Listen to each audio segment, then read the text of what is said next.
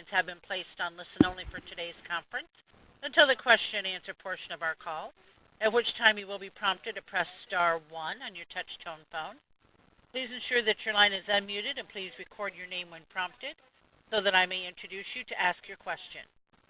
Our conference is being recorded. If you have any objections, you may disconnect. I will now turn conference over to your host, Mr. Andy Haight. Sir, you may proceed. Great. Thank you so much.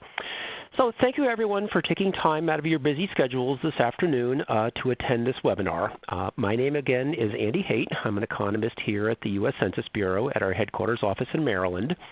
And today, we're going to be doing a webinar on accessing the state and local area data that is currently being released in the 2017 Economic Census. These data, for the first time, are being released on our brand new data.census.gov platform, and today's webinar is going to feature some tips and tricks on how best to access those data so that you know exactly what it is you are and are not getting, and some sort of efficiencies in how to get to that data.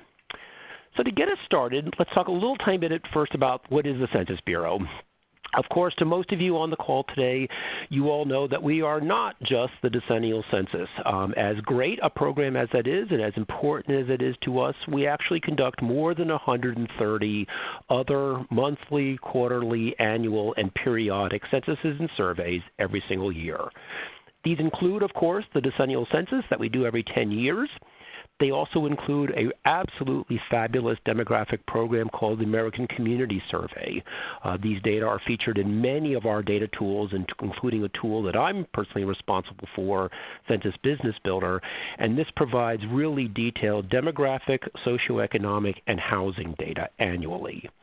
However, we also conduct 58 business programs, and these include a census of governments that we do every 5 years that covers the public sector, and an economic census that we do every 5 years that covers the private sector, all of the employer businesses in the United States. When we think about the economic census, this is our most comprehensive and detailed program, economic program that we conduct at the Census Bureau. The economic census covers data for nearly every 2 through 6-digit NAICS code that is covered by the Census Bureau. There are a couple of exclusions. We do not publish data on the agriculture census because the U.S. Department of Agriculture, National Center for Economic Statistics, NCES, publishes that data. And we also have a few other exclusions that are provided in this link that I have here on this slide. The economic census also provides some of the most detailed geographic information that we publish at the Census Bureau. The Econ Census publishes data not only at the national and state level, but it also includes metropolitan area, county, and even place, city, town, village, and borough level data. So it's a very detailed geographic program, and it publishes data by other dimensions. For example, we have 4 different dimensions on business size, the size of the business, franchise status, and other types of dimensions. This is also our most detailed program in terms of the number of data variables that are published. In the economic census, we publish over 200 data variables. These include statistics that are common across all sectors and all industries that we publish data for, which are the number of establishments, employment, payroll, and some measure of output, whether that is sales, shipments, receipts, or revenue. But we also have very sector-specific variables. So, for example, in the manufacturing sector, we publish detailed information on inventories and assets and capital expenditures.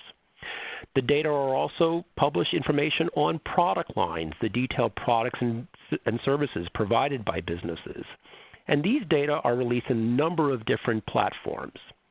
Now, as some of you know, we just started releasing data from the 2017 Economic Census in September. On September 19th, we actually released something called the First Look Report. The First Look data had information at the national level only for every 2 through 6-digit NAICS code. But starting on January 9th, we began releasing what constitutes about 80% of the statistics that we publish in the economic census. That is our geographic area statistics. What you're viewing here on the screen is a screenshot of our data product release schedule.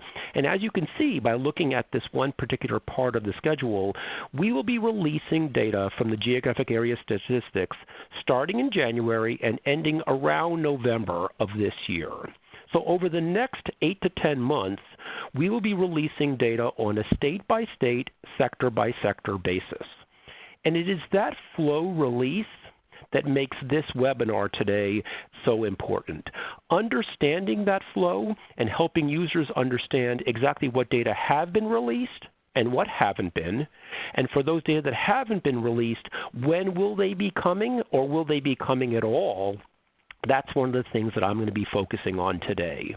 Now, this full release schedule is available on our Economic Census website. I've provided the URL here on this slide, and we will actually be going back to the Economic Census website at the end of the webinar to highlight some of the data sets, some of the resources that are available on that page that I personally think will be very, very helpful in you understanding what information has or has not been released. Now, when you are accessing the geographic area statistics in our new data.census.gov platform, you are going to see essentially two flavors, if you will, of these geographic area data sets. You're going to find, for example, a file called EC1700 Basic. This is what we used to call the economy-wide key statistics data set. It is a cumulative data file that has data for every geography and every industry all smashed together into one data set. I will be featuring this data set a lot during today's webinar, but I do want to also point out to you all that in addition to the 00 basic data set, we also release individual data files for each sector of the economy. So for example, there is an EC1722 geographic area data set that includes the data for the utility sector, which is NAICS 22. The reason why I'm encouraging you all to check out the basic data file first is because that data file has all the sectors and all the geographies all together. I know that many of you are interested in data for all the sectors of the U.S. economy in your state, in your county, in your metropolitan area. So going to 18 separate data sets to get that data would be sort of a pain. But we also know that there are some of you that truly are interested in data just for a particular sector. Some of you, for example, may be interested in looking at the data for the retail trade sector. You can go in and actually look at that retail trade data and actually go in and pull up just the retail statistics that are available for that program. So we do provide those data sets, and one advantage too of using those data is there are additional statistics that are often shown in the local area data sets that are sector specific that are not shown in this generic EC basic file. Now, to help users understand what data have been released as of a particular date, we just released last week a brand new interactive graphic. Now, on this slide, you can see I'm calling it a map, but it is not the traditional type of map that we've all kind of come to know and love. It's using this hex format, which makes it much, much easier for users to view this interactive graphic on a mobile device. What this interactive graphic shows is a status report of what sectors and what states have been released as of the particular day. So for example, on our slide here today on the right-hand side, you can see that as of January 16th, which was last Thursday, we had released data for Montana, Colorado, Nevada, Arizona, California, Hawaii, Alaska, and Maine. Not necessarily in that order. By looking at the size of the shaded area in the middle of each of those states, we can tell how much of the data has been released. The more filled the hex is, the more sectors are available for that particular state. So for example, for the state of Colorado, we have actually released data for 14 of the 18 NAICS sectors that we publish in the Economic Census. Same thing for Montana and Hawaii. We've got full data available, whereas states like Alaska, Nevada, California, Arizona, and Maine, we've only released 2 of those sectors. We will actually highlight this tool a little bit later on in the webinar, but I wanted to point it out to you because it's an important first place that we're encouraging you all to check before you go into the data.census.gov platform, so you don't start looking for data that is not available today but that is coming at a later date. It makes it easier to sort of anticipate and tell what has been released. Now, when we think about the Economic Census, I want to highlight a couple of key points about changes that have occurred in the 2017 Economic Census because they're important to this discussion as well. Every 5 years, we implement the new geographic area boundaries. As many of you know, counties and place and metropolitan area boundaries are constantly changing. So every 5 years we refresh those geographies to show information as of the latest vintage of that geography. That's very important when you're using our economic data because I know many of you are going to be comparing 2017 economic census data to the 2012 historical economic census data. When you're making those comparisons, we really encourage you all to check out the materials we have on our economic census website to learn whether or not the geography that you are about ready to compare is in fact comparable. The same thing applies to the North American Industry Classification System, or NAICS. Every 5 years, NAICS changes. Yes, there are a number of changes for the 2017 Economic Census, and again, the ability to compare data over time in the data.census.gov platform is impacted by about whether or not those statistics are comparable. And finally, there are a few other scenarios, some other changes that do impact the data. Now let's talk about how we're going to walk through the demo today. So I'm going to follow 3 scenarios that our typical data users will be facing during the release of this geographic area statistics as part of the Economic Census. The first scenario I'm going to pick on is sort of, in some cases, the best case scenario. In this scenario, the data that the user is interested in for the industry or industries and the geography or the geographies that they are interested in are all available. This is sort of the best case scenario. I care about data for a particular industry in a particular county. I search for that data in data.census.gov and the data all come up. So we'll do a quick demo of that best case scenario. At the opposite extreme is sort of the worst case scenario. The data for none of the industries and geographies that you're interested in are yet displayed. They are not displayed in the tool. And understanding why those industries and geographies have not been displayed is important, and some of the resources we're going to be talking about on the Econ Census website can help you understand whether or not the information you are searching for is actually scheduled for dissemination, where we will be publishing that data, or it won't be.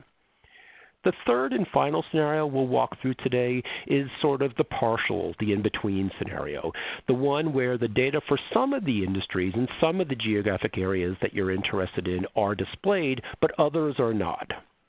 And when we think about those reasons, while you get a partial display, or for that matter, even the worst case scenario display, there are a number of reasons that are important to understand when you're thinking about that release.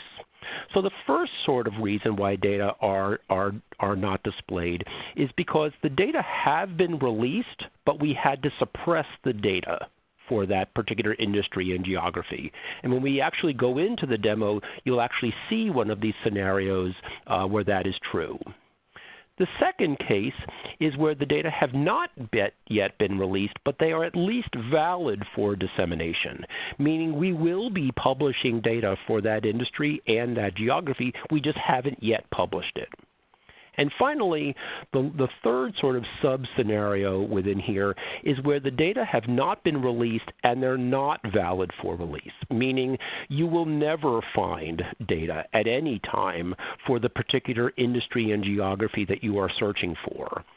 These sort of key scenarios of suppression, valid for release versus not valid for release, again, I want to emphasize that some of the tips and tricks that we have to help you understand what I'm actually seeing.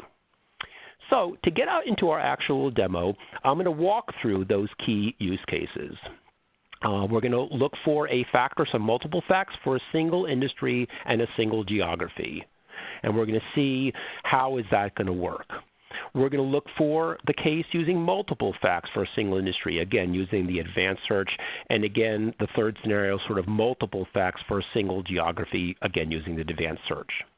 Now, we will be highlighting a few of the data.census.gov tools that are available, but I do want to point out to you all that today's webinar is not, per se, a data.census.gov webinar. Our colleagues who work on that program have created a really nice resource page. I've provided the link to that in the bottom right-hand corner, where they have FAQs, tutorials, and other training materials, including videos that help you understand how to use the features of data.census.gov. My main point for today's webinar is to go in and actually highlight these scenarios where you're going to end up experiencing these three different sort of use cases. So now I'd like to go ahead and jump out of my PowerPoint file and go into a live demo of the data.census.gov platform. So from the main Census Bureau homepage, if I type in data.census.gov in the browser, I come to the data.census.gov homepage. Many of you are already familiar with this page. You're probably already going in here and using this tool to access information from the American Community Survey. For the economic census data, I always recommend people use the advanced search. So in the advanced search that we're going to work on today, I'm going to go ahead first, and we're going to look for data for all counties in Colorado for a particular NAICS sector. So let's just pretend I work for the health department in the state of Colorado. And I'm interested in looking at the number of healthcare businesses across every county in the state. And I want to be able to compare those counties and the number of healthcare businesses in each county to the population in those counties to identify potential cases where maybe more healthcare businesses are needed. So in this scenario, I'm first going to go to geography, and I'm going to choose state, and I'm going to choose Colorado from the menu. Then I'm going to go to county.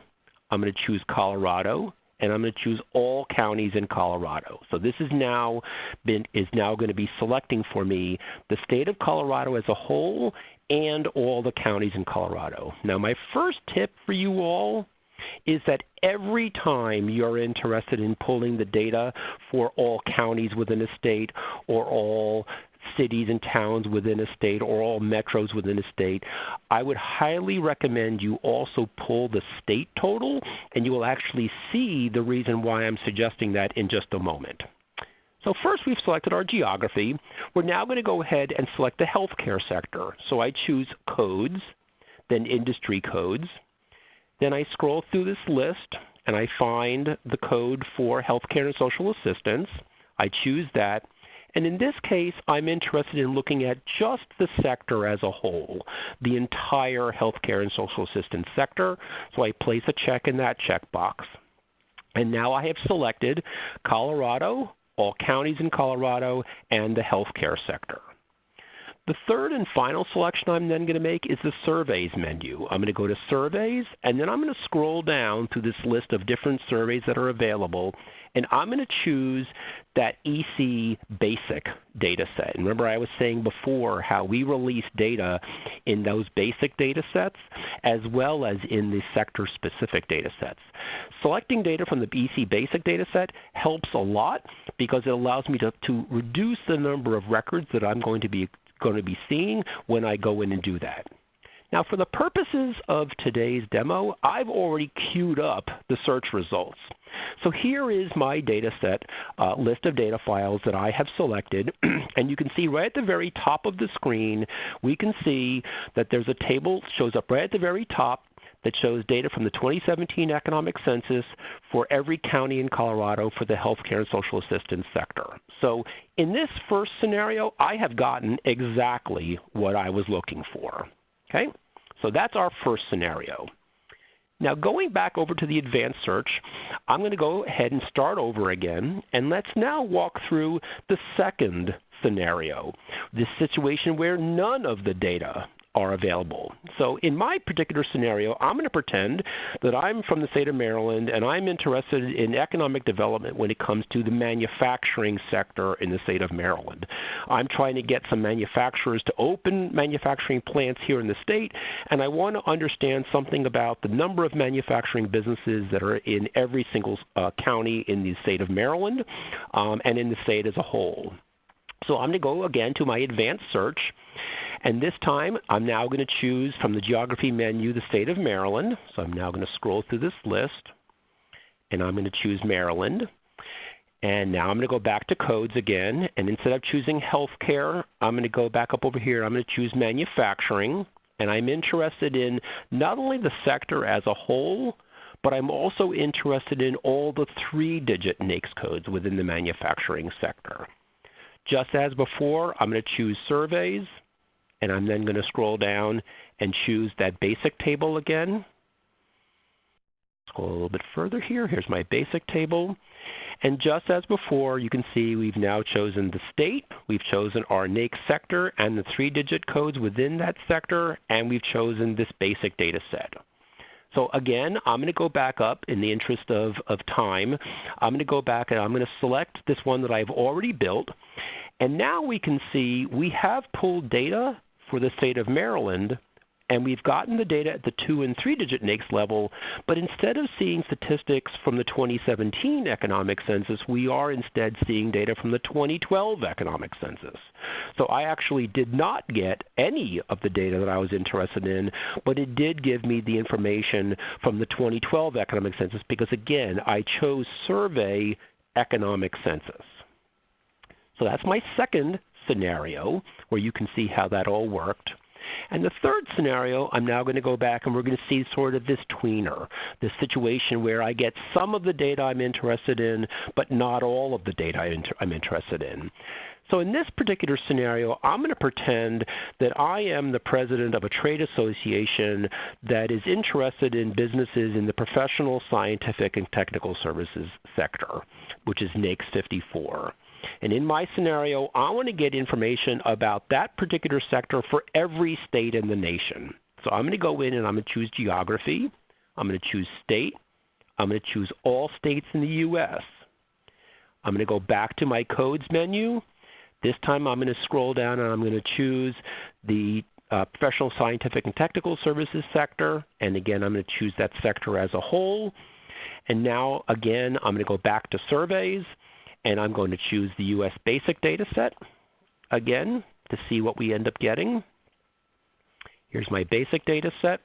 So again, I've chosen all states in the U.S., my particular sector, NAICS 54, professional, scientific, and technical services, and again, the U.S. basic data. Just as before, I went ahead and I pre-created this, but now we can see we are getting data from the 2017 Economic Census, but I'm only seeing data for the states of Colorado, Hawaii, Montana, and a few other states that I would see as I was scrolling through this table.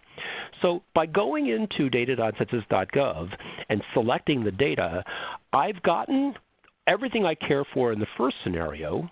I got nothing that I was looking for from the 2017 Economic Census in the second scenario, and I got a partial list of what I'm interested in the third scenario. So you all are maybe thinking, okay, Andy, where's the tips part of this? Where am I going to learn about what can I do to make it easier for me to go in and actually understand what data have and have not been released?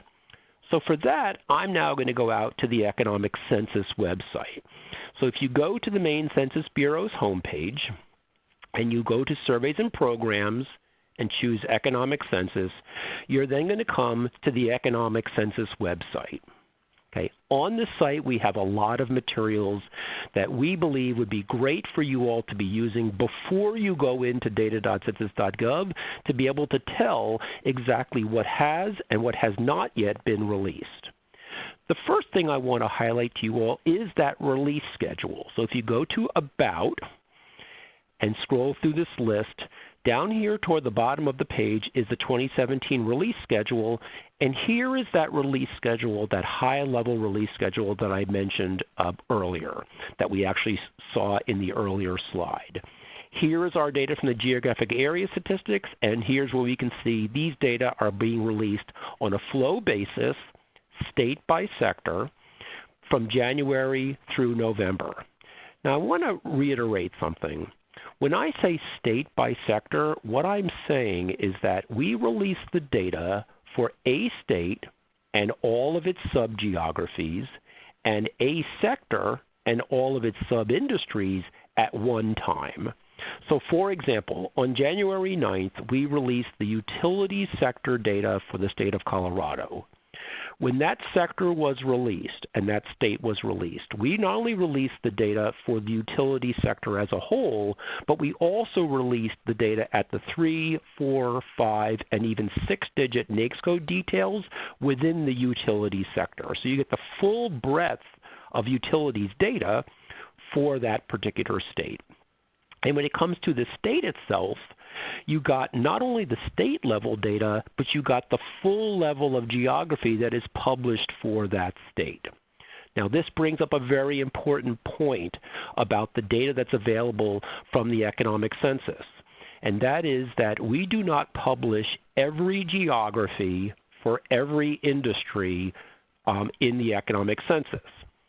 We, in fact, publish only a subset of those geographies. So by going to the Economic Geographies page, you can click on a link here that says Geographic Coverage, and what we're now going to get to is a page that will allow you to see what levels of geography are published for every sector of the U.S. economy. Now, my tip for you all is to print off this page and keep it with you at all times. So for example, if I was interested in looking for data for the retail trade sector for a particular town in Maryland, I could look at this chart. I could see retail trade right over here, and I could notice that yes, they do publish data at the place level. So therefore, searching for information for retail data for Crofton, Maryland, for example, I would then know that, yes, that is a valid level of geography. However, by looking at the data for the mining sector, for example, I would then say I shouldn't even bother looking for data at the metropolitan area, the county, or even the place level, because we do not publish data at those 3 more detailed levels of geography. So before you go into data.census.gov and you're searching for statistics for a particular industry, or a particular sector for a particular geography, check first to make sure that that level of geography is valid for dissemination. So that's sort of another one of the main tips that I want to point out. Now, going back to our main Economic Census website, we also have information on what's been released so far. So I'm going to go ahead and click on that link. And when we come to this page, we have 3 resources available to us. The first resource that's available is right here at the top of the page, and this is an Excel file that has information about every geography, every industry and sector that has been released as of this particular date. We update this page every Monday to reflect the information, the data that was released the previous Tuesday and Thursday, Thursday and Tuesday of the previous week. So for example, this morning we updated this site to reflect the information that was released last Tuesday and Thursday. It is a cumulative file, and it includes a full list of everything that has been released. When I actually was preparing for this presentation, I cheated a little, and I checked first to make sure that the information that I was interested in searching for in that first scenario, where I was interested in looking at the healthcare sector for every county in Colorado, I first checked, have we released the data on the healthcare sector in Colorado, yes or no? That information is available here in this Excel file. Now, as wonderful as a lovely little Excel table is, we also realize that Excel is not the be-all and end-all for everybody, so we just recently released a brand new interactive graphic that allows you to go in and actually manipulate a graphic to see what data have been released. You saw a preview of this in the PowerPoint slide. The way this interactive graphic works is one of two ways. So for example, let's say I lived in Boulder, Colorado, and I was interested in looking at all of the data for the state of Colorado and for Boulder County. I could go to the Colorado shape and I would get a list of all of the sectors that have been released for that particular state. And by looking through this list of sectors, I could see, oh, okay, this is 14 of the 18 sectors that we publish data for in the Economic Census. The 4 that are missing are the sectors NAICS 55, which is management of companies and enterprises, and then mining, manufacturing, and construction. Those are the 3 last sectors that have not been released. Now you'll also notice at the bottom of this little pop-up is a link over here that says click here for a list of release sectors for the state. This is a shortcut into the data.census.gov platform. When I click on this link, the application will automatically zoom in on the state of Colorado and pre-select for me all of these sectors that I have selected. It's a great shortcut to get into data.census.gov with the data already pre-filtered for that particular state. Now I want to point out to you all, these links bring you to the state level data at the 2 through 6 digit NAICS code for every one of these sectors. You do need to use the filter features inside data.census.gov to then go down and look at the counties and the metros and the places, but at least this link brings you directly to that information. Now you'll notice the circle, the shaded area in the middle of the shade for Colorado is larger than the shape for Nevada. The size of that peach shape tells you indicates how many sectors have been released. So in this case, we've released data just for retail and wholesale in the state of Nevada. Same thing if I put my cursor over California or Arizona. We've only released those 2 particular sectors. And again, we have those links into data.census.gov pre-filtered to go straight to the data for the state of Arizona. When the state is complete, the entire shape will be completely filled in peach. So for those of you who are eagerly anticipating the data for the state of Montana or a particular state, and you want to wait until that state is complete, I would recommend you check this site, maybe bookmark it and check back it periodically to see when that particular state is then completed. In the bottom right-hand corner is a donut that gives us some information about the status of all of the releases across the entire geographic area statistics portion of our economic census. So as you can see, as of this morning, or as of last Thursday's release, we were about 66% completed of all of the sectors. Now, some of you, instead of being interested in data for a particular state and its geographies, you're instead interested for a particular sector of the U.S. economy. So for that, when you go to this menu here, I can go ahead and click on a particular sector, and now the map is going to refresh and is only going to show those states that we have released data for that particular sector. So we can now see that we've released data on the healthcare sector in Montana, in Colorado, and in Hawaii. When you then go to one of these states, the link that is then available here brings us specifically to the healthcare data just for the state of Montana. And because the user has actually selected a particular sector as opposed to looking at all sectors in the U.S. economy, the data file that is brought up is not that 00 basic file, but instead is, in this case, the NAICS 62 data set, the very specific data set just for that particular sector. So we've provided those links in here as well. I'm particularly proud of this visualization because I think it does a really nice job of visually displaying the information that is available into the data user. Now, some of you are probably saying, okay, great, I know what's been released already. what's coming next. What are the data that are going to be coming out in the future? And down here at the bottom of the page, we have an Excel file that provides information about what's coming in the next 30 days. I do want to stress to everyone that this Excel file is a planned release schedule. There are going to be some cases where we may get data out earlier than we originally thought, and there may be some cases where data ends up being held a little longer than we originally thought. But at least you'll know when the data that you're interested in are coming. And again, I would encourage you all to bookmark this page and check back here regularly as you're going in and looking at the information that you particularly care about, so that you can go into data.census.gov knowing that the data that you're seeking is actually there. Now, one thing I want to point out to you all was something that I mentioned earlier in our presentation. The situation where sometimes the data that you're looking for is not released, but it is valid for dissemination. We've already looked at this geographic coverage chart, so I can determine, yes, we do publish data at the county level for this particular NAICS code. That's great. So we know that that is valid for dissemination.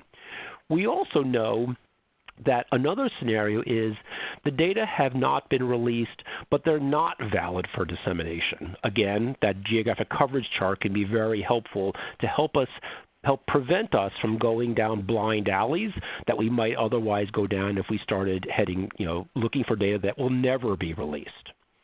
The more challenging issue with our data is situations where the data have been released, but some amount of the information that we are seeking has been suppressed in our data set. So in that very, very first search result that I ran, where I pulled information for every county in Colorado for the healthcare sector, I went ahead and I downloaded that Excel file. So what we are looking at here on the screen is the results of pulling down the data for the state of Colorado and for every county in the state. Now, scrolling through this list, the first thing I would notice, if I was a real data nerd, is that this list includes 60 counties. However, someone from Colorado might know that there's actually 64 counties in the state. So if I was searching for data for one of the 4 counties that are not in this table, I would not get data from the 2017 Economic Census for that county for this particular sector. And I may be wondering, what's going on? There's other counties shown for that same sector, but this one particular county is not shown. These are cases where we had to suppress the data from the publication due to a very small number of businesses in that particular county. The Census Bureau is committed to protecting the privacy of businesses who respond to our surveys, and the results of those privacy protections sometimes end up with data being suppressed from the table, being withheld from the data table, because publishing that information would disclose the identity of those particular companies. Now, you'll also notice that I've highlighted a number of rows here in the table in yellow. These are all cases, there's actually 11 counties, where we actually had to suppress some or all of the data. So, for example, in Park County, Colorado, we had to suppress a number of businesses and some of the other statistics, but we were able to publish the annual payroll data for Park County. To about $2.6 million in annual payroll for healthcare businesses in Park County. These suppressions are cases where we were able to publish something. We're able to tell you there are healthcare businesses in Kiowa County, but we can't tell you information about how many of them there are because of, again, the privacy protections. And this is really why I recommended that you all download not only the counties that you're interested in, but also the state total. So in this case, there are 16,659 healthcare businesses in the state of Colorado. If I summed the number of establishments for every one of these published counties, I'd end up with 16,569, which means that in those 11 counties, that were suppressed, plus the 4 counties that we didn't publish, there are 90 healthcare businesses that did not make the cut, if you will, for separate publication in the Economic Census. I really, really, really encourage you all to do that comparison whenever you're using our data to ensure that either you know what you've gotten, that you've gotten everything, or that there's some residual left of the state total that was not published at the county level. Now, obviously, in this situation, I'm looking at counties in comparison to the state. This situation is going to be even more apparent when you look at smaller levels of geography, like economic places, cities, towns, villages, and boroughs, and certainly when you drill down to the more detailed NAICS codes. In this case, I particularly selected data for the NAICS Sector 62, the healthcare and social assistance sector as a whole, and even at the sector level, we had these suppressions. The number of those suppressions that you would then see would be even greater if you went down to more detailed NAICS codes. Again, this is one of the results of the privacy protections that we are committed to ensure not only the privacy of the businesses that respond to our programs, but also the quality of the data that we publish that those businesses have reported to us. We know from plenty of research studies that businesses tend to respond more accurately to the Census Bureau because they know that their data are kept private. So we have spent a little bit of time sort of walking through some tips and tricks on how to actually access the data on data.census.gov to understand what data have been released and what data are not yet released. Let me jump back out to my PowerPoint file, and we will now go ahead and finish this presentation off. So let's kind of summarize. We have these information on the Economic Census website, including the What's New section that provides that release schedule. Under economic geographies, we had information that provides comparability information about the geographies. So when you are comparing data for a particular county in Colorado and you want to ensure that the data you're comparing is comparable over time, we recommend people check out these economic geographies documents, look at the geographic release notes on the change notes that we have to be able to tell what has happened in that particular area. Under upcoming releases, that's where we had that really nice data visualization. I really encourage you all to bookmark that page and to come back to that on a regular basis when you're looking for data to find out, are the data that I'm interested in available or not? And finally, over here in the bottom right-hand corner, we have direct links into the data itself. Now, in addition to the new data.census.gov platform, data from the Economic Census will also be released on the QuickFacts application and on Census Business Builder. On Census Business Builder, we're actually going to be waiting until the summer 2020 release to include the Economic Census data, again, to sort of deal with this fact that right now there's so little information available, so few states and sectors have been released, but by the time we get to June or July, nearly every sector will be released, and that will make accessing the data in Census Business Builder much easier. So to summarize the presentation today, the Economic Census provides an incredible wealth of information.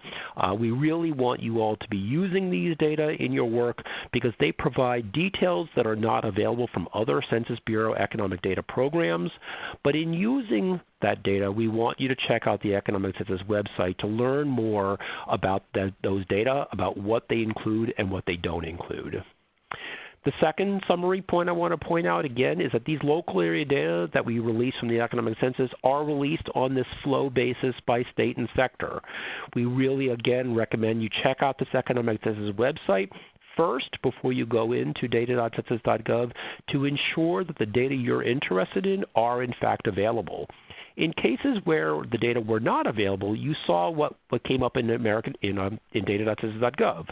We got data from the 2012 Economic Census, or we might have gotten data from the 2016 County Business Patterns Program, one of our other economic programs that provides information by industry and geography. But if you're looking for data for the Econ Census, we recommend you check out the site first. And finally, last two tips or summaries. When you're accessing these data over time, we want you to be using these data in an intelligent, sort of informed way. And to compare the data over time, you want to ensure that data are comparable by checking out those reference materials we have on the Econ Census website that compare not only geographies, but even industries too. And finally, I want to say a call out for my colleagues who work on data.census.gov. When you are accessing these data and you have comments about the actual platform, we want you to send us your feedback. You are in the driver's seat in deciding what this application is going to look like in the future, and we would really encourage you all to leverage that experience to be able to go ahead and actually guide us in what we ought to do. So with that, I'd like to go ahead and see if we have any questions that anybody on the phone might have. Thank you, Mr. Haight. At this time, if you would like to ask a question, please press star 1 on your touch-tone phone. Please ensure that your line is unmuted. Please record your name and organization to be introduced to ask your question. Once again, it is star 1. Please be sure to record your name and organization to have your question introduced into the queue. Please stand by. Thank you so much. Our first question is from Fred. Sir, your line is open. Yes, Fred? I just find out the question is solved. I don't have any other question. Thank you. Okay, next question is from Martin. Your line is open. Hi. I had two questions. One, how often is the economic census data collected? It looked like every 5 years, and will the 2020 data be included to the level of the 17 data? I know you said some of the 2020 census data will be incorporated, but it didn't sound like it would be the full data set. And secondly, I know you can search by county, but is there a way to select specific counties? We have quite a few counties in our state, and I'd be looking for specific counties in a certain region. Sure. Okay, so let's tackle your first question first. As you stated, you are correct. The economic census is done every 5 years on the years ending with 2 and 7.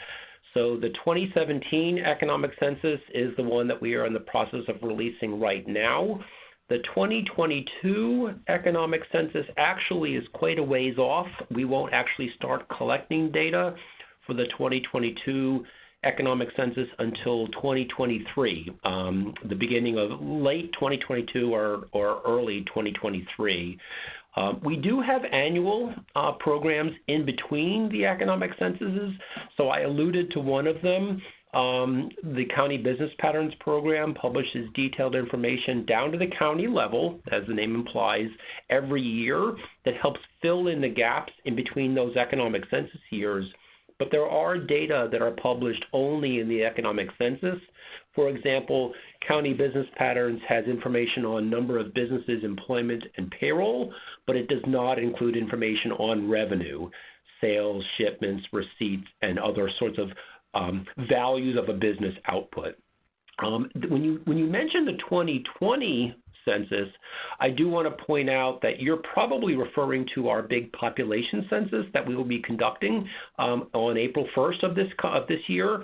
The 2020 decennial census data are incorporated into, or will be incorporated into, a number of our data tools, including data.census.gov, as they start to come out.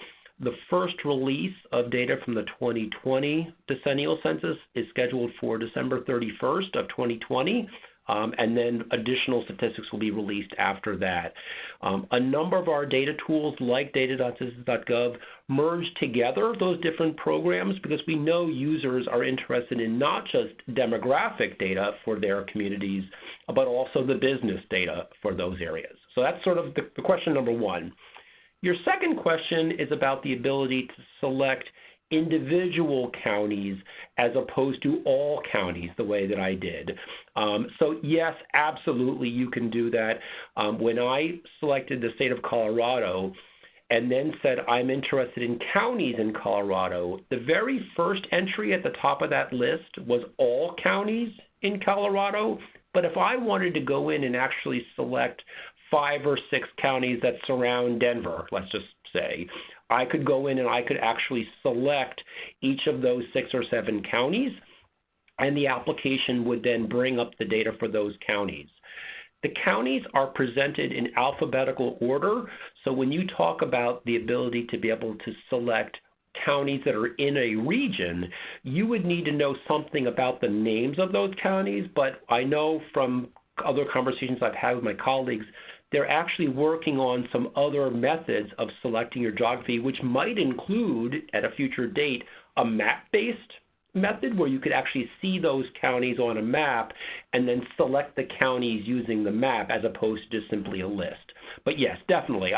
In my demo, I wanted to show you what happens when you select all counties in the state, but you can certainly select counties, individual counties within a state. And of course, I want to remind you, you could select 3 counties from one state and 2 counties from a neighboring state, and you could select multiple counties across multiple states in data.census.gov. So yeah, great question. Thank you so much. Our next question is from Jennifer. Your line is open, ma'am. Hi, Mr. Haight. I was trying to ask the question, how would this information help data collectors? Because I applied to be a data collector and was sent this seminar. So I was just trying to find out, how would it assist? So you're probably saying you are interested in applying for a job to be an enumerator for the 2020 population? Actually, I applied already, and they told me everything looks good. So I'm just waiting on feedback from them. Okay. So it may have been that they recommended you check out one of these webinars just to learn something about the data tools that we have at the Census Bureau. Enumerators, when you are out there collecting information, whether it's business data or demographic data, very often the person that you're collecting the data from will ask you the question, what could I do with this data? Why should I fill out this form? Can I use the data in my work, in my business, in my family? And so very often being familiar with the different data tools that we have at the Census Bureau can be very useful. I can tell you personally, for me, I not only work here at the Census Bureau, but I've used Census Bureau data in a lot of the work that I've done with my local community. I worked with our school board to determine what the number of classrooms that we have in the elementary school that my kids went to, and determined that based upon population growth in our community, that school was going to be overcrowded and was going to need some additional classrooms built. So knowing something about our data is probably why they sent you to check out this particular webinar, and I'm glad you were on. That makes sense. Thank you. You're welcome. Thank you for your question. Our next question is from Jim. Your line is open, sir. Hey, thank you, ma'am. Andrew, good afternoon. Thanks for your time. Do you have any advice for those of us who would like to operate at the zip code level using this tool? So you might have noticed that when I was going through that geographic coverage chart, that there was a column there that said zip code. We need to actually update that website. I didn't notice that we hadn't updated it. The Economic Census has historically provided data at the zip code level, but for the 2017 Economic Census, we decided to go ahead and not publish data on zip codes from the Economic Census. The main reason why we decided that, and this is actually going to be a good thing for you and not a bad thing, is because we publish zip code level data annually in that county business patterns program. So if you want to go in and look at information on the number of businesses, employment, and payroll by industry, by zip codes in Florida, those data are already available to you annually. You don't have to wait every 5 years to get it. We basically realized that having zip code level data from the Economic Census added very, very little value to the annual zip code based data that you already had available. So yes, I would definitely recommend you check out a data product called Zip Code Business Patterns. It sounds like county business patterns just by zip code, and you'll see what level of data are available. There's a lot of information available. Thank you, Andrew. You're welcome. Thank you. Our next question is from Richard. Sir, your line is open. Hi, thank you. I had a quick question, and great questions from the previous participants because they answered a few of my questions. But one question I do have, how is the performance? Because I noticed that you had your information already retrieved. So if we were doing similar queries, what is the turnaround time to get that information? Is it, can you have to disappear and take lunch and come back and the data is available? Yeah, so great question, and obviously you're calling me out that I already queued it up ahead of time. The performance of the platform really does vary quite a bit based upon the day and the time and the query that I have selected. So for example, if I had gone in and I had tried to pull every single NAICS code for every single county in the entire United States, it might have taken a little bit of time to pull all that data down together. In some of the other queries that I ran, where I was interested in looking at a single NAICS code for every county in Colorado, actually that query came up in a heartbeat. It was really quick. I'm a little impatient as a person, so I decided to sort of queue it up and not make you guys wait for it. But that's a great question. The platform has really come a long way in the previous months in terms of performance, because we recognize people don't want to sit there and wait for 30 seconds or a minute or 5 minutes for data to come up. I cheated again a little bit just to keep the presentation moving a little faster. But yeah, you should have pretty good experience, just again based upon the level of detail that you're looking for. Okay, great. Thank you. You're welcome. Thank you for your question. Our next question is from Cynthia. Your line is open, ma'am. Hi, my question was kind of related to the new differential privacy standards, and I was wondering how those applied to data at the state level and then the sub-state level, if they applied to the economic census at all, and how that might impact comparisons between 2012 and 2017. Right. So that's a very, very good, very intuitive, and obviously a well-informed data user question. So thank you for bringing that up. As you already know, we are investigating a new way of looking at protecting the privacy of respondents to our programs. Differential privacy is the new term, the new system that is being used for the decennial census for 2020, and that privacy system is putting in place and will have some impacts on the levels of data that are published in the decennial census. On the economic census side, we are not actually implementing differential privacy per se, but I will say that some of the same effects that you'll see when you look at differential privacy from a decennial census standpoint, you will be seeing in the economic data as well. So for example, in that screenshot that I showed you of that Excel file that I downloaded for every county in Colorado looking at the healthcare sector, you notice that I highlighted 11 of the counties where the number of establishments and the other data variables for that county were suppressed. In past economic censuses, we would have never have suppressed the number of establishments. We would always, even in cases where we had to suppress the data on employment and payroll and sales, we never used to historically suppress the number of establishments because the feeling was that number is sort of public information. You know, knowing that there are 3 gas stations in a particular town in Maryland, anyone who lives in that town could drive down the street and see those 3 gas stations. They might not know how many employees those businesses have or what their payrolls are or what their sales are, but they would know that, yes, there are just 3 there. So we never used to suppress the number of establishments, and you can see in the screenshot that I provided for you all that this time around we actually are now doing it. The new rules that we are having to apply in the economic census are similar to differential privacy. It's just not the exact same thing. They are related to some changes that have been requested of us by some of the organizations that we use, that we pull administrative data from.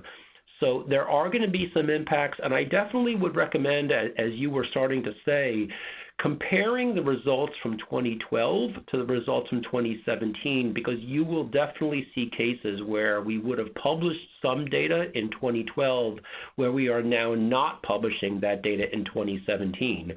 In fact, in the particular example that I provided for you all, where I said there were 11 counties where we had to suppress all of the data, and there were 4 counties that didn't show up at all in the table, those 4 counties did not appear at all.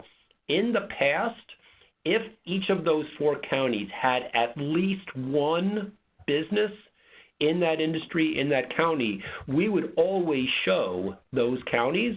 And the only time that a county would have been suppressed, would have been completely missing from the table, would have been cases where there are truly 0 businesses in that industry, in that particular county. That is not now true. So there is going to be some impact to users, especially for small levels of geography. And again, I would encourage you all, when you are pulling down data, to pull not only the detailed geographies, but also the summary, like in this case, the counties and the state. So you could do that comparison to determine how much data has actually been suppressed due to these new privacy protections. So just to kind of end this thought, we are looking at continuing to kind of modify these plans for the 2022 economic census, so that hopefully we'll be able to start publishing a little bit more data than what we're now suppressing. So great question. Okay, thanks. Thank you for your question. Our next question is from Dan. Your line is open, sir. Hi, thanks for this. And I wrote down that you should be checking EC 1700 basic. And then when you got into it, one of the data sets, or at least all of the ones that I saw, prefaced with ECN. Is there any significance to that? So when data.census.gov presents the results for a search back to you, it not only presents the results for the search that exactly match what you are looking for, but it also gives you other results that are related to what you typed in. And it sorts those results to have the latest data and the most relevant, I'm using the words relevant in quotes here, at the very top. So in this case, we floated the Econ Census 2017 data to the top, and there were other data down further. The ECN acronym, that particular acronym, is the term that we're using for our non-employer statistics data, and those have some additional information for self-employed people. So we have that data. So again, if we were interested in the healthcare sector in Colorado, we might want to look at not only employer businesses in the state of Colorado, but also self-employed people that work as home health care aides and work as in other healthcare businesses in Colorado. That's what's in the ECN data set, those non-employer self-employed data. So great catch. I was also wondering, just in general, the recording and perhaps the PowerPoint slides that you used will be available somewhere? Absolutely. About 2 days or so after today, you'll actually see the recording. There will be a transcript, and we'll actually post the PowerPoint file itself for you all to use. So hopefully you weren't frantically writing down URLs, going crazy. They will all be available to you. Thank you very much. You're welcome. Thank you for your question. Our next question is from Kat. Ma'am, your line is open. Thank you. I was looking at the pattern of the data being infused into the census. Is there a certain pattern that you use as far as the states that are being included? Do you go from west to east, largest to smallest? So that's a great question, and when I was thinking about the questions that might come up today, the number one question I had in my mind was, why do we flow out the states in the order that we flow them in? And you are absolutely heading down the right path. So simply put, we do not have the resources at the Census Bureau to tabulate every state and every geography to tabulate and to analyze and publish all that data at one time. We quite simply don't have those resources. So in deciding how we are going to release the data, we have taken over the last 7 censuses that I've been here at the Census Bureau this approach of flowing the data out state by state, sector by sector. The flow of those states and sectors has followed a couple of sort of methods. Number one, we typically start with, and I'm going to use this term, so you're going to have to, I'm going to apologize up front, the easier states. Some states are much easier for us to tabulate because they're smaller states, they have less businesses in them, but more importantly, we usually tabulate states that have either no metropolitan areas that cross state boundaries or that have a relatively small number of metropolitan areas that cross state boundaries. So for example, you notice that we started off last week with Colorado. Colorado is an easy state for us to do because it has lots of metros, but they're all within the state. None of them straddle any of their neighboring states. Same thing with some of the other neighboring states we talked about. California actually is on that list and was one of our early ones because while there is one metropolitan area that straddles a neighboring state, it's only the metropolitan area that straddles Nevada, and there's only one county in Nevada that is included in that Southern California metropolitan area.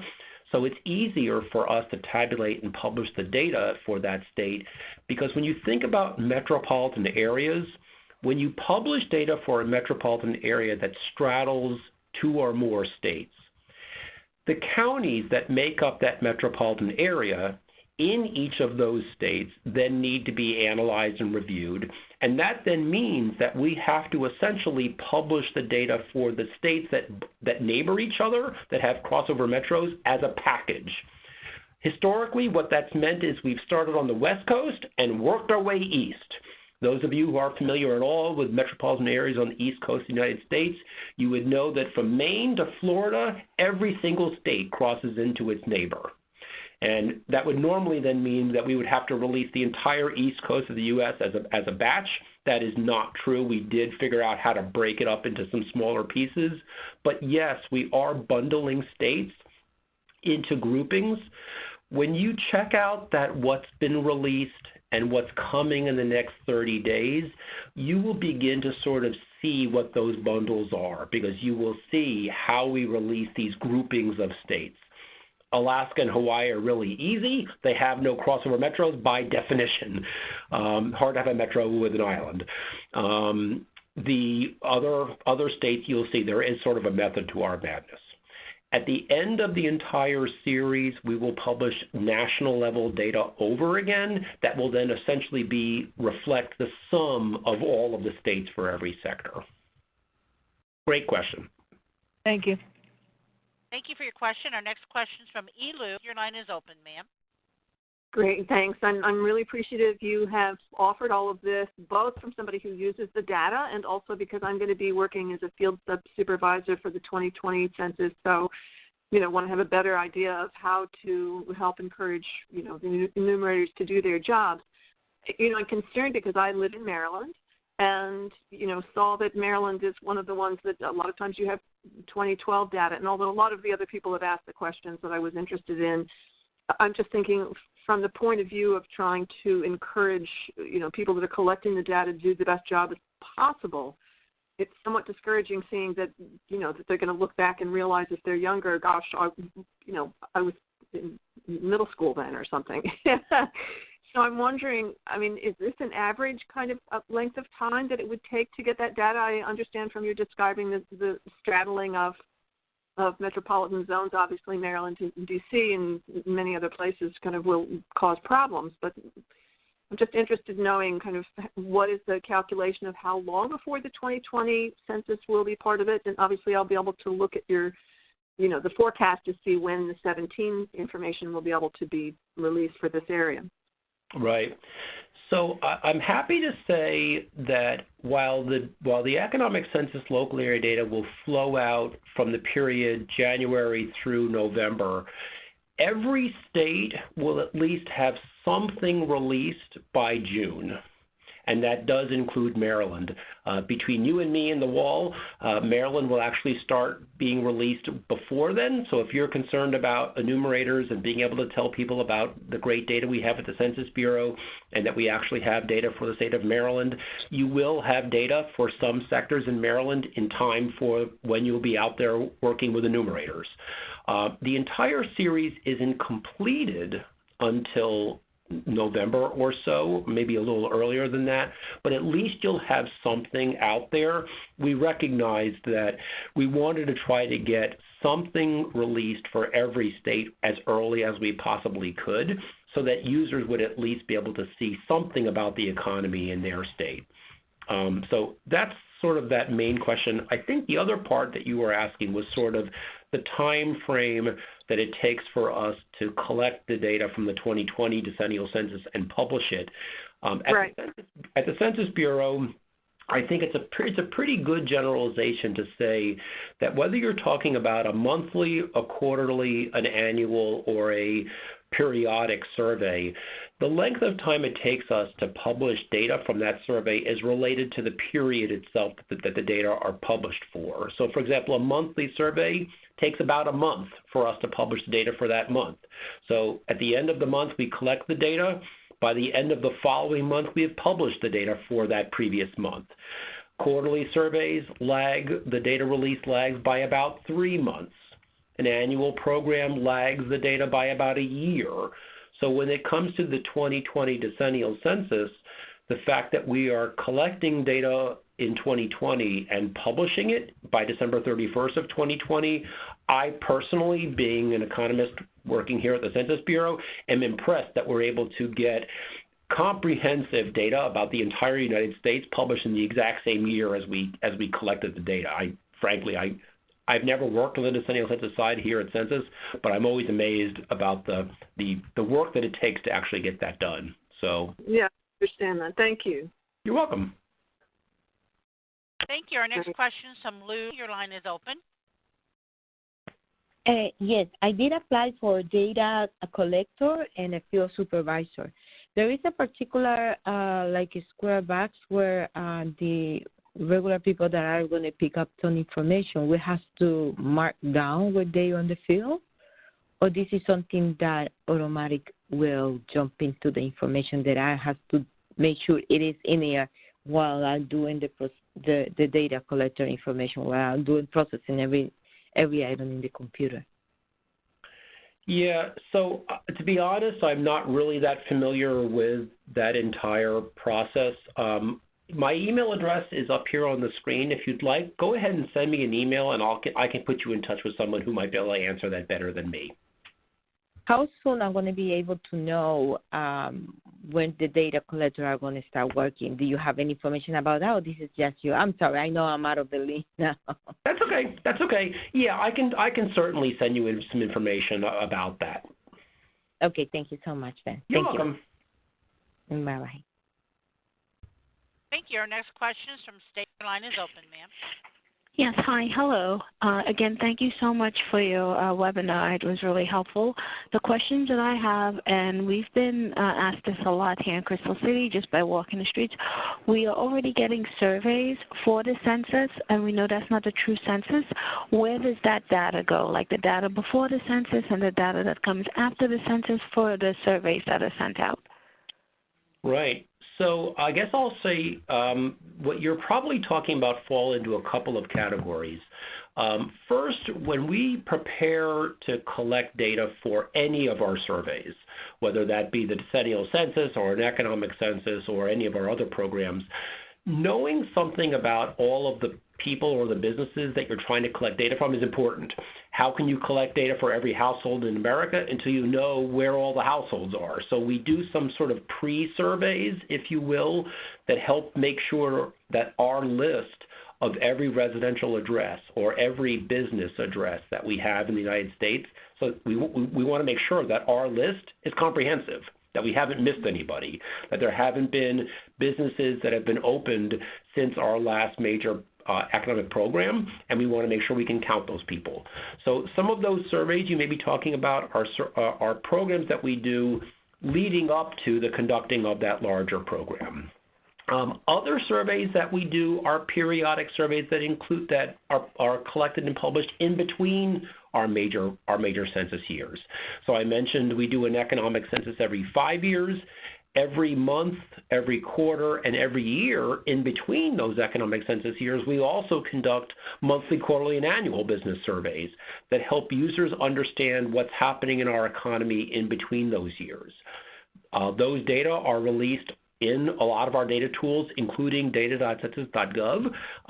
So we always tell business people, look, you're not only going to get a form from us every 5 years, but you likely might get selected to be in one of our sample surveys, and that it's very important that you respond because, again, your data help tell this comprehensive story of what's happening in our local economy in between those decennial census years, in between those economic census years.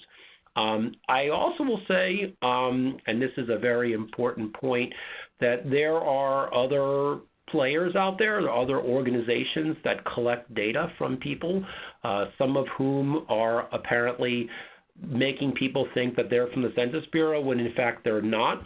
If you go to our 2020 decennial census page on census.gov, we have a whole section about frauds and other kinds of things to look out for. They provide information about what to look for on an official Census Bureau survey. So, for example, on our business surveys, our forms and our different reporting instruments all look in a very particular way. We have OMB clearance numbers, we have the Census Bureau's seal, we have a variety of other things to help users ensure that what we are asking is coming from a reliable source, that is actually a trusted person that's asking you for this. So it may be that some of the programs that you're talking about are some of these other data providers that are trying to maybe piggyback a little bit upon the work that we're doing to conduct our programs. I would encourage you to check out our website to look for some of those sort of fraud alert things to see what's out there. Yeah, thank you so much, and I really wasn't aware of that, and that's really good for our sections here in the Northern Virginia area because we have a lot of international demographics, and some of which are still very much afraid of the government census, so we want to make sure and let them know that, one, you absolutely need to make sure it is from the 2020 census and not someone else, because someone else may divulge your data, whereas the 20 census will not. So thank you so much. You're welcome. Thank you. Our next question is from Christopher. Line is open, sir. Yes. Can y'all hear me all right? Yeah. Okay. Kind of a few questions here. So what can the census do for us as a CNC machine manufacturer? We operate under 2 NAICS codes, and maybe that's too big of a question, like there's a lot into that. Can somebody walk me through that? I was hoping I could kind of get some of that on this webinar, because I'm trying to figure out where my customers are. Right. We have a general idea of where our competitors are. So. Right. So that's a great question. What I would recommend you do is send me an email or give me a call on the email address and phone number on your screen. What I will say is our data are used by businesses like yours to not only identify potentially where their competitors are located. You mentioned that you've got a pretty good handle on those, but also search for businesses that are customers of yours. So if you know that certain types of businesses and certain NAICS codes tend to be consumers of your products, using the Census Bureau's data can be very useful. I will also say that we've got a lot of businesses that use the economic census data when they think about their suppliers. So your business consumes materials to make your products. Using the data that we have from the economic census can help you potentially identify potential suppliers for your business that you weren't aware of. And then I guess the last sort of generic thing that I'll say, and again, certainly we can chat after this, is it helps you compare your business to other businesses like you. For example, if you looked at the information that we publish on your particular industry, you could look at things like payroll per employee or revenue per employee and then compare your business to determine, am I paying my employees is the pay that I pay my employees, is it on par with other businesses like me, or is it more than, or is it less than? So it helps you sort of do those comparisons. I've talked to hundreds of businesses over my career where they used our data to compare their business to others and determined that maybe some of the reasons why they weren't doing as well as they thought they could be doing was because they either, they weren't operating like a lot of their other similar businesses like them. So there's a lot of use cases. Again, I'd be more than happy to walk through them with you. Awesome. Thank you. You're welcome. Thank you. Our next question is from Rob. Your line is open, ma'am. Okay, I'm sorry. My question has already been answered previously. Thank you. It was about when the presentation will be available. Great. Thank you, ma'am. Our last question will be from Dave. Line is open. Thank you. This was probably covered in the very beginning, which I missed, but this economic census sounds like a 100% survey of all businesses, not a sample. Am I correct on that? So I guess I'll say yes and no. That's a very government-like response, of course. The economic census is a complete census, but it covers just what we call employer businesses, which are businesses with one or more paid employees.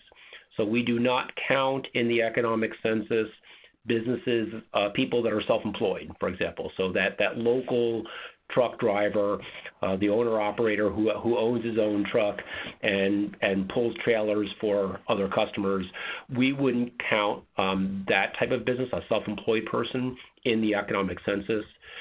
Similarly, there's a couple of exclusions from the economic census. We don't count farms in the economic census because the U.S. Department of Agriculture conducts a complete census of agriculture every 5 years. Same years as we do the econ census, they just do it for ag. So we don't count those folks. And in some industries, we actually use what we call administrative data as a proxy for response. So for example, if you owned a very small convenience store in your town, and there's just you and your child, or you and your spouse running this convenience store, getting a 15-page economic census form would probably not be something that would make you terribly thrilled. So for some industries like convenience stores, where you have hundreds of thousands of establishments in the United States in that industry, we actually do conduct, if you will, a sample survey of those based upon the number of employees they have. And for those businesses that we don't sample, we use administrative data as a replacement. So for example, we will pull information from the Internal Revenue Service and use their tax filings as a proxy for response. We can still call it an economic census because it is a complete census of every employer business. It's just where we're collecting that data from, maybe direct collection from a form, or it might be from one of those administrative sources. But yeah, that's a great question. Thank you very much. You're welcome. And we have no further questions. Okay. Did we have any other media questions by any chance? No, we had no media questions at this time. Okay, great. Well, thank you all so much for taking time out of your busy schedules today to attend this webinar. Again, my name is Andy Haight. My email address and phone number is up on the screen. And again, we will be posting this webinar in the next day or so. The webinar itself, the recording, the transcript, and the PowerPoint file itself. So thank you all so much for your time, and have a great afternoon. That does conclude today's conference call. We thank you all for participating. You may now disconnect and have a great rest of your day.